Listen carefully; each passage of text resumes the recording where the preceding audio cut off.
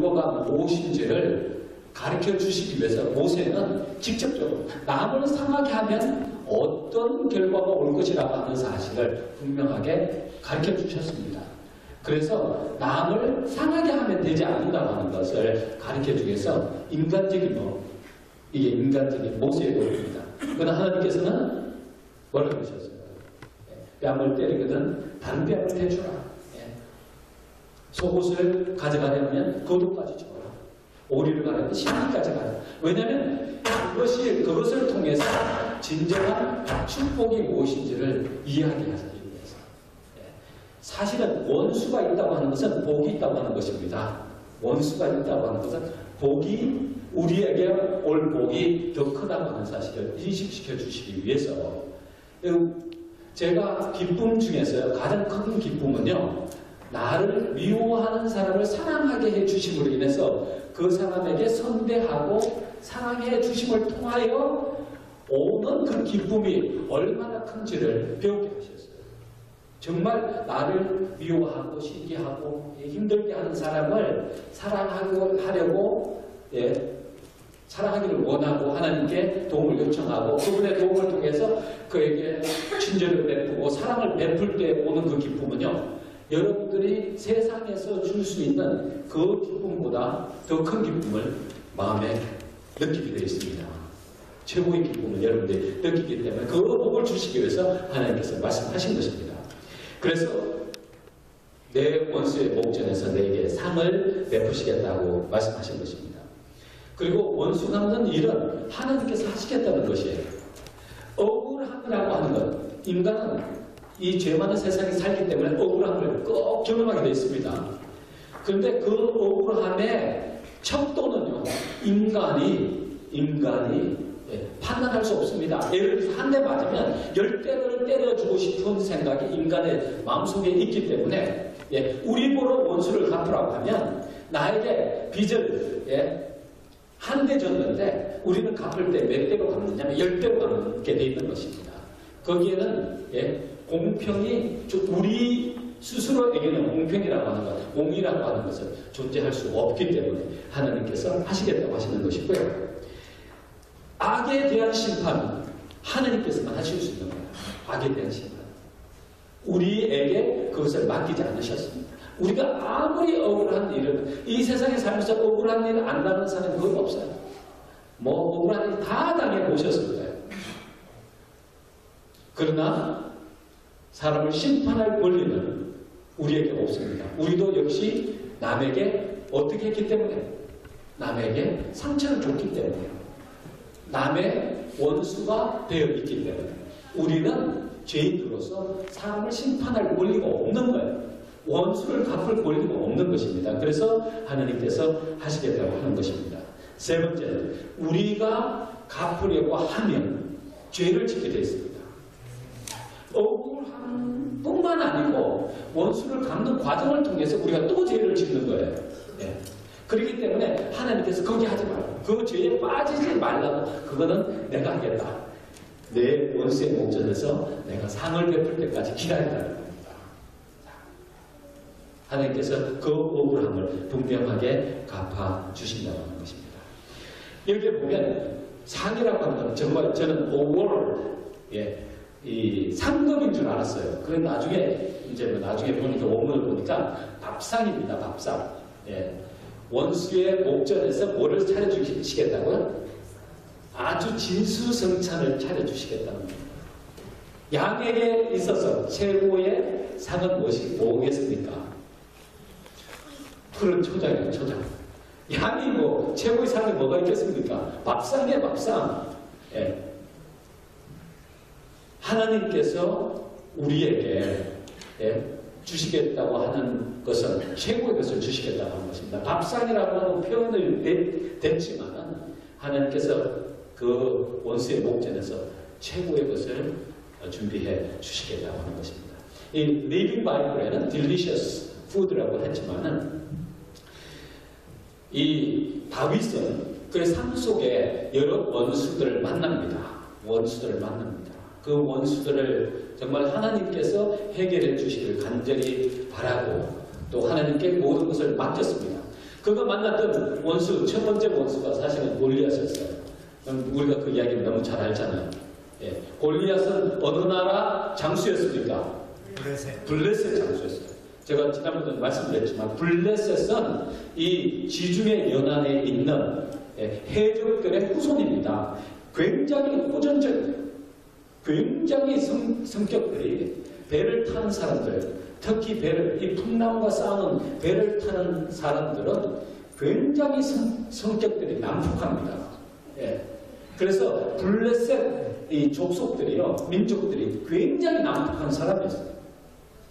이스라엘을 괴롭히는 사람들 중에서, 족속들 중에서 가장 난폭한 족속들 중에 하나였습니다.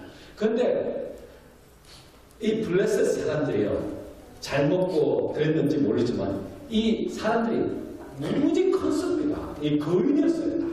대부분. 특히 골리앗 같은 사람은 키가 거의 3m 정도 됐어요. 3m. 3m 정도는 저희 한 2배 됩니다. 예. 예, 저희 한 2배 됩니다. 다시 여러분 보세요. 이 사실은 다윗과 골리앗을 비교한다면 이 스노우 레슬러하고 이 국민학교 학생하고 싸우는 거나 마찬가지예요. 여러분 보세요. 누가 이기겠어요? 물리적으로 따지면 누가 이기겠어요? 예? 당연하죠.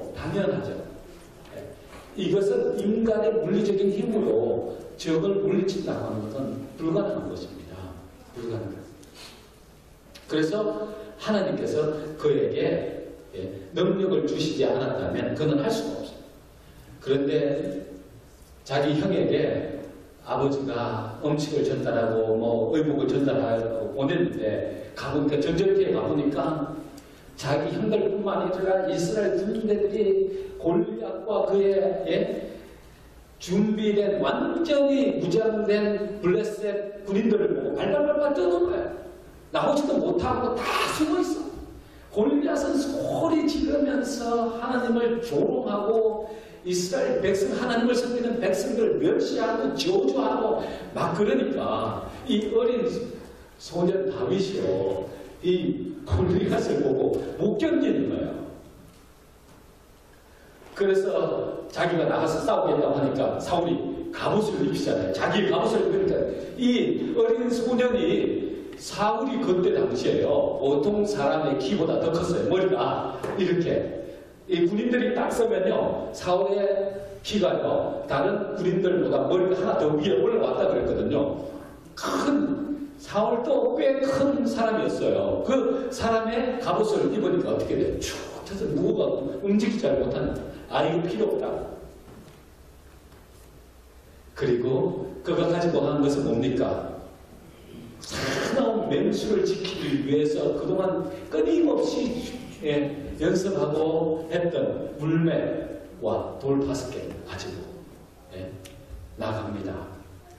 그리고 난 다음에 그는 분명하게 이야기합니다. 너는 칼과 창과 단창으로 내게 오거니와 나는 만군의 여호와의 이름 곧 내가 모욕하는 이스라엘 군대의 하나님의 이름으로 내게 가노라. 그러면서 그냥 물매를 돌면서 치는데 어떻게 됩니까? 정확하게 이마에 한 대 맞고 끝납니다. 한 대.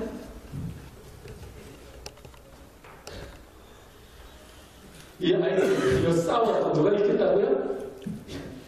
얘가 이겼다는 거예요. 그냥 한 대로 끝난다. 한 방으로 끝난 거야. 굉장하지 않습니까? 하나님께서 그에게 능력을 주시지 않았다면 그 거대한 거인을 쓰러뜨릴 수가 없습니다.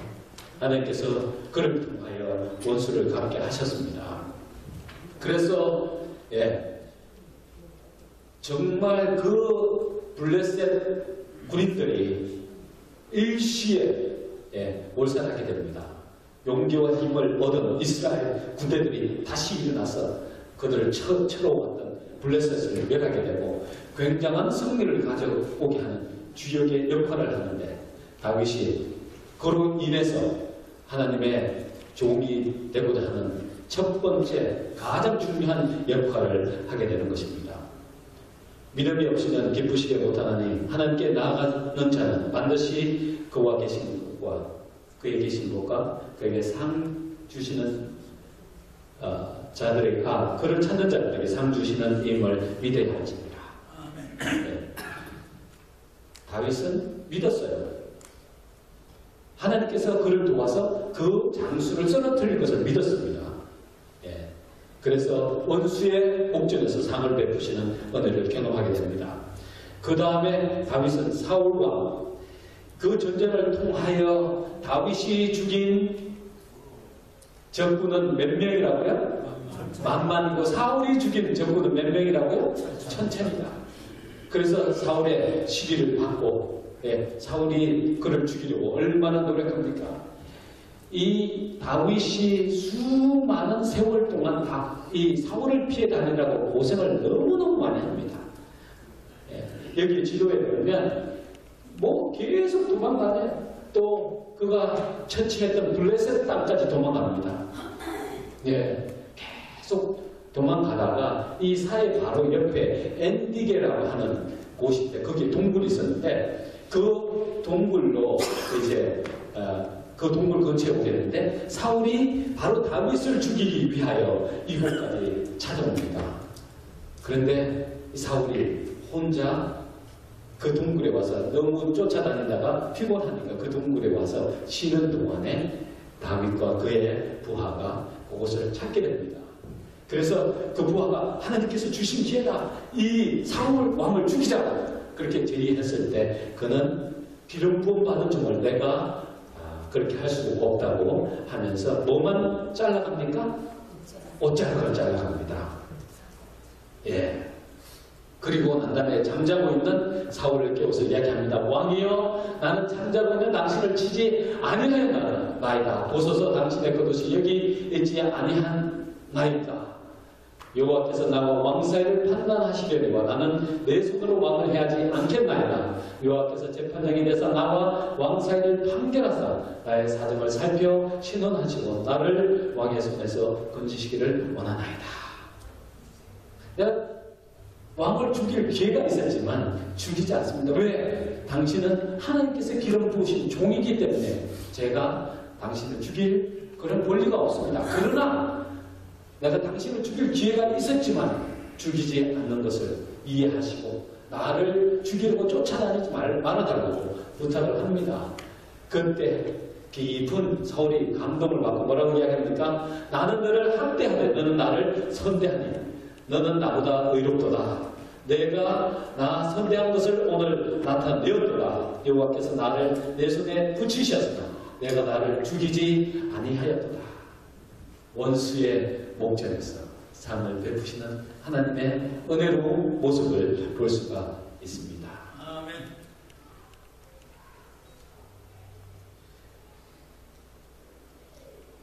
그 다음에 다시 만난 원수가 세 번째 원수인데 시므이라고 하는 사람이 있어요. 이 시므이는 어떤 사람이냐면 이 베냐민 지파 사람으로서 사울 집안의 친척이었습니다. 이제 사울의 가족이 멸망하고 난 다음에 이제 베냐민 지파들이 어려움을 당하게 됩니다. 그런데 다윗이 아들 압살롬의 반란으로 인하여 도망가게 될 때 도망가는 그 길목에서 시므이라고 하는 사람을 만나게 됩니다. 그때 시므이가 이 다윗 왕을 보면서 멸시합니다. 조롱하고 그러면서 이야기합니다. 피 흘린 자여 비루한 자여 가거라 사울의 족속의 모든 피를 여호와께서 내게로 돌리셨도다. 그 대신에 내가 왕이 되었으나 여호와께서 나라를 내 아들 압살롬의 손에 붙이셨도다. 보라 그는 피를 흘린 자이고 화를 자취하였느니라. 도망가는 다윗이 얼마나 정신적으로 힘들었을까? 얼마나 고통 속에 있을까? 그 다윗을 향하여 이렇게 조롱하고 멸시합니다. 네가 피를 흘린 이유는 무죄한 사울의 왕가를 멸하게 한 가장 중요한 원인이 너에게 있다. 내가 많은 사람의 피를 흘렸으니까 네가 너 아들에게 이런 어려움을 당하고 결국은 네 아들이 왕권을 차지하게 될 것이다. 하면서 조롱하고 멸시합니다. 그 이야기를 듣던 부하들이 확 와서 왕이 쳐 죽일까요? 그랬어요. 그 자리에서 부하가 쳐 죽일 수도 있었어요. 그러나 다윗은 도망가면서 정말 자신을 돌아보면서 회개하는 마음으로 그런 이야기를 합니다. 저가 저주하는 것은 하나님께서 저에게 다윗을 저주하라 하시면 내가 어찌 그러하였느냐 할 자가 누구겠느냐. 내 몸에서 난 아들도 내 생명을 헤아려 하거든. 하물며 이 베냐민 사람이랴. 여호와께서 저에게 명하신 것이니 저로 저주하게 버렸더라. 혹시 여호와께서 나의 원통함을 감찰하시느니 오늘날 그 저주가닥에 선으로 내게 갚아 주시리라. 이것은 하나님께서 하신 일인지도 모른다. 내가 아들에게 배반을 당하고 이렇게 도망가는 신세인데 저 베냐민 사람이 나를 멸시하는 것은 그건 뭐 대단한 일이겠느냐. 내가 이 억울함 당하는 것을 하나님께서 아시고 언젠가는 갚아주실 것이다. 그리고 살려두고 돌아갑니다. 그런데 하나님께서 항상 전화 위복하세요. 충실한 하나님의 종들의 그 어려움을 하나님께서 헤아리시고 극복하게 해주시고요. 완전히 반전시켜서 하나님께서 원수의 목전에서 하나님께서 진수성찬을 차려주시는 그러한 영광을 보게 되는 것입니다. 얼마 있지 않았어. 이 압살롬을 따르는 사람들은 많았지만요. 그들은 훈련되지 않은 군대였어요. 그러나 다윗의 군대들은 정말 전쟁에서 싸움을 많이 했던 아주 완전히 훈련된 군인들이었습니다. 그래서 반란군들과 압살롬이 이르는 그 반란군과 다윗의 그 부하 요압이 이끄는 군대와 싸우게 되는데 결국은 압살롬이 죽게 되죠. 그리고 난 다음에 왕이 예루살렘으로 돌아갈 때 누구를 만나게 되냐면 다시 시므이를 만나게 됩니다. 이 시므이를 만나게 되는데 이 시므이가 왕이 오는 길에 미리 나와서 기다립니다. 그러면서 용서해달라고 액을 복구하는 모습을 볼 수가 있습니다. 거기에 보면 왕께 고하되 내 주에 원컨대 내게 죄 주지 마옵소서. 내 주 왕께서 예루살렘에서 나오시던 날에 종의 패역한 일을 기억하지 마옵소서. 마음에 두지 마옵소서. 왕의 종 내가 범죄한 줄 아옵는 고로 오늘 요셉의 온 족속 중 내가 먼저 내려와서 내 주를 영접하나이다. 와서 죽을 죄를 졌습니다. 용서해 주십시오. 잘못했습니다. 목숨만 살려주십시오. 애를 하는 거예요. 그때 부하들이 죽여버릴까요? 이거 왕을 무시하고 이렇게 반전될지도 모르고 이렇게 나쁜 사람을 어떻게 할까요? 다윗은 내버려두라. 그러니까 다윗은 내버려두라. 그를 용서해 줍니다. 하나님께서 내 원수의 목전에서 내게 상을 베푸시고 하나님께서는 이 원수들을 우리의 억울함을 하나님께서 신이 갚아주신다고 하는 것입니다. 공의는 언젠가는 실현되게 됐어요. 시편 6편 10절에 보면 내 모든 원수가 부끄러움을 당하고 심히 떨림이며 호련히 부끄러워 물러가리로다. 그렇게 이야기했습니다. 원수들이 부끄러움을 당할 때는 올 것이다. 하나님께서 억울함을 해결해 주신다는 것입니다. 주께서 나를 내 원수들에게 구조하시니 주께서 실로 나를 대적하는 자의 위에 나를 드시고 나를 강포하는 자에게서 건지시나이다. 원수에게서 위상을 회복하게 하시고 더 높이 우리를 올리시겠다고 말씀하십니다. 그래서 원수 갚는 일은 우리에게 그 권한을 두지 않았습니다. 그 죄에 빠지지 않게 하셨습니다. 그 일은 하나님께서 직접 하시겠다고 하시는 것입니다. 그래서 내가 그 원수를 갚는 일을 네가 못 가겠다고 그렇게 시편 기자는 말씀하고 계십니다.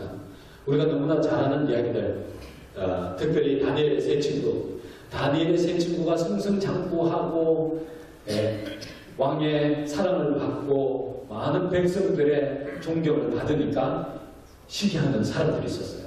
그래서 그들을 죽이기 위해서 이렇게 작전을 짜고 결국은 신상 앞에 절하지 않으면 그들을 죽게 하는데 그 다니엘의 세 친구가